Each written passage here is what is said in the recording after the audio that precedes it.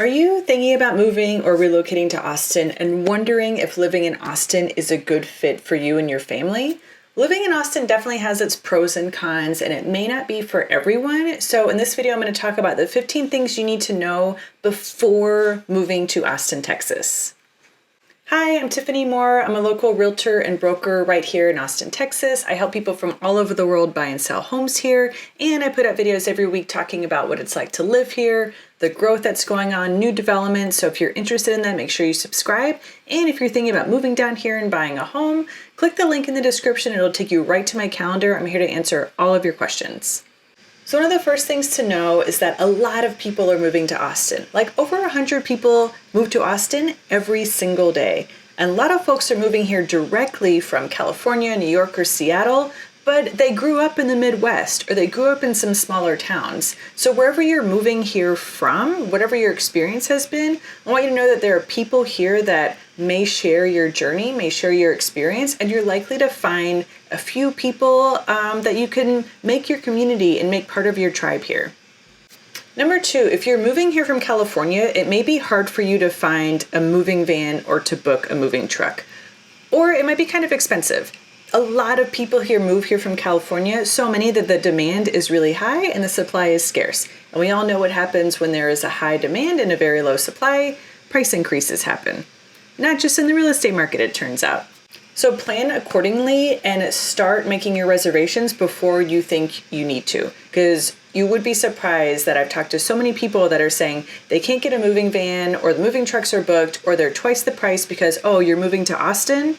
So make sure that you do your planning ahead of time and that you don't have any surprises coming up for your move. Number three is we're having the same issue with rental vehicles. So if your plans involve like shipping all of your stuff out to Austin and then maybe you and a friend are going to just like drive a rental car down here because you have a bunch of plants and animals and, explosives and like 409 and things that the moving company won't take, just know that rental companies like Hertz, Enterprise Budget, places like that, they also have a lot of people driving one way from California to Austin. So they're not really keen on doing one-way rentals here because everyone is doing that. So there also might be a higher price if you're driving a rental car from California to Austin and leaving it here. Number four, you may hear that people in Austin don't like California and like, oh, don't move here, go back to California.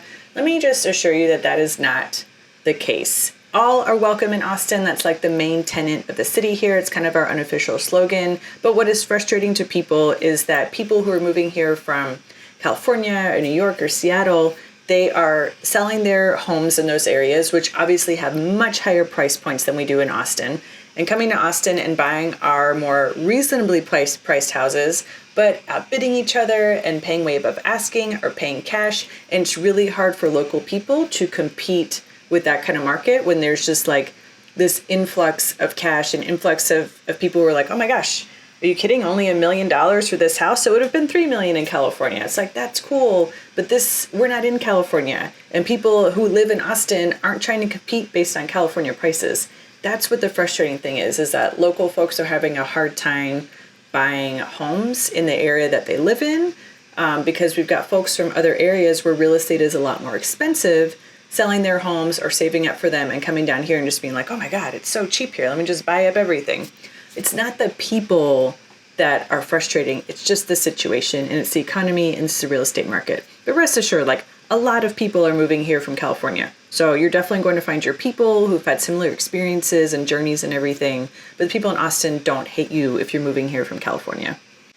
Number five, Austin is really friendly.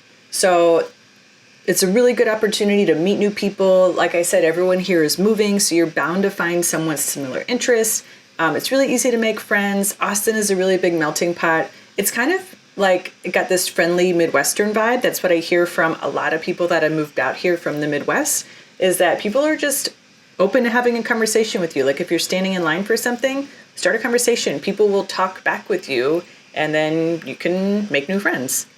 Number six, it's really hot here. Like it gets really hot. This summer was one of the hottest summers that we had on record in 2022. It tied with 2009 as the third hottest summer on record. We had 68 days that were 100 degrees or above.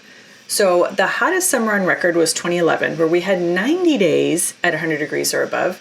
And the second hottest was way back in 1925, almost 100 years ago, where we had about 69 days that were 100 degrees or above. So we're kind of creeping up there. Just want to make sure everyone understands it is hot. So you have to lather on that sunscreen. You got to bring your water bottle with you everywhere, sit in the shade and wear your sunglasses, and maybe have a margarita. Like, you're going to get through it, but I just want to set that expectation that the summers here are hot.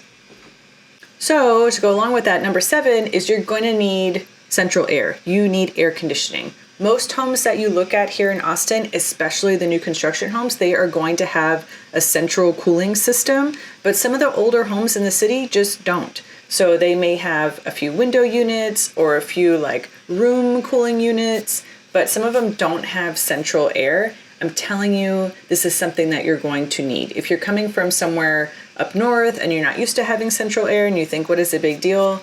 It's a big deal. I'm telling you that you definitely want a home that has central air. So the flip side of that, number 8, is it doesn't really get very cold here. So right now we're having the warmest winters that we've had. It's been around 70 degrees for the past couple weeks. And the next few weeks it might start feeling more like winter, which for us is like lows in the 30s and 40s, highs in the 50s and 60s. That's kind of what winter looks like for us. So you're not going to need your big parkas. You're not going to need all the sweaters and everything. You're going to need a hoodie, maybe one heavy jacket. That's about it. So number 9, we don't have basements here. So that's kind of what I was getting at in the last one. Leave your parkas and your sweaters in New York, leave them in Seattle, give them away, sell them. You're not going to need them down here, and you're not really going to have anywhere to store them. Number 10, we also don't have huge attic space. So there's not enough space in our attics for you to use as storage or to have an extra room. So if you have a lot of stuff, it's really important that you look at the storage options in the homes that you're thinking about buying to make sure that you have somewhere to put all of your things. I also encourage you to do like a big purge before you move. There's a lot of crap you're going to find in your closet that you haven't seen in 3 years or you didn't even know existed. Like, go through all that before you move. Don't move that stuff down here. Just leave it up there, sell it, throw it away, whatever you want to do. But if you do need a lot of storage, just please keep in mind that we don't have basements and we don't really have attics you can use for storage. So you want to look at the storage in the house. Like if there's closets under the stairs, if there's coat closets by the door, closets in the bedrooms, you're just going to want to make sure that you check on the storage if you know you have a lot of stuff that you need storage for. Number 11 is a garage. So if you're looking at homes in the suburbs, most will have a 2 or a 3 car garage. I talked to a lot of people who are moving out here from the cities and they're like, one thing is for sure, we must have a 2-car garage. That is a must have on our list. And I'm like, yeah, okay, definitely. You're definitely going to have a 2-car garage if you are buying out in the suburbs. Now, if you're looking in Austin proper, it's going to be very rare to find a home with a 2-car garage. You're either going to have a carport or a 1-car garage or nothing. You're just going to be parking on the driveway or on the street. So if a 2-car garage is very important to you, you're going to need to look outside of Austin proper for that. Number 12, Austin has some walkable and bikeable neighborhoods, but it's not really a walkable city like you would expect to find or that you do find in New York and Boston and Chicago. So you're going to need at least 1 car per household. So again, I talked to a lot of people who are moving down here from the big city and they're like, oh, it's really important for me to be somewhere walkable where I can go to the store and my coffee shop and a restaurant and things like that. And I also need a park and a playground nearby. And I have to be the bearer of bad news. Like, Austin is just not that town. Like, we don't have bodegas on every corner. We have big ass grocery stores that are like 20,000 square feet and they have like 200 parking spots out front. There's no way that you're going to be able to get everything that you need in one trip and keep like walking there every day. So most people do their grocery shopping every week or every 2 weeks, depending on what you're buying.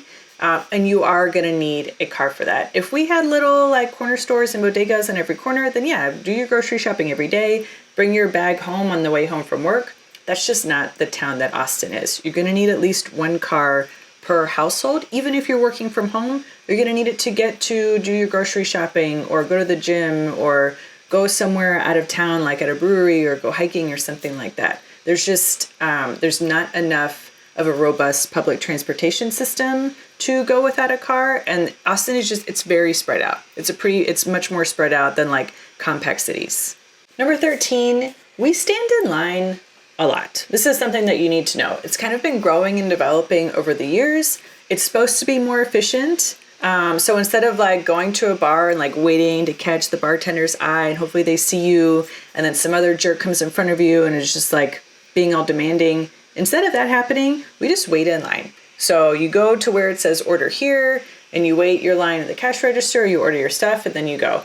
I kind of like it because I'm always a person who someone like butts in front of at the bar. I'm like, excuse me, I'm over here following the rules and being polite and you're just being a jerk. Go ahead, I guess. But sidetrack, you are going to wait in line for like food, drinks, picking up your food, picking up your drinks, ordering a burger. Like it's something just to be expected. So just wanted to make you aware. Number 14, we have some pretty significant property taxes. You're probably aware of it. If you're thinking about moving to Texas at all, it's probably because we have no state income tax. But you are going to make it up in your property taxes. So whether you own a home or you're renting, you are paying for property taxes one way or another. So if you want to live in Texas, you got to pay property taxes. There's really no way around it. In the city, you can find older homes with property tax rates between like 1.4 to 1.9%. For new construction areas, those tax rates can go all the way up to 2.8 to 3.2%. So new construction areas are going to have higher tax rates.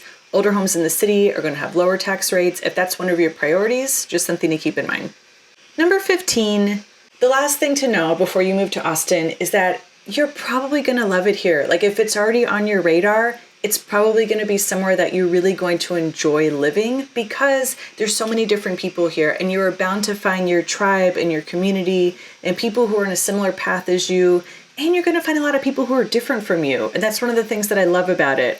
Austin's unofficial motto is all are welcome. And that means everyone. That means everyone who's tolerant and everyone who also wants to welcome people into the community. So whether your passion is like underwater basket weaving or you just want to stay at home and like read on your couch and garden all day, Austin is the place for you. That's the cool thing about it. Whatever you want to do, you can do it here in Austin and you're going to love it.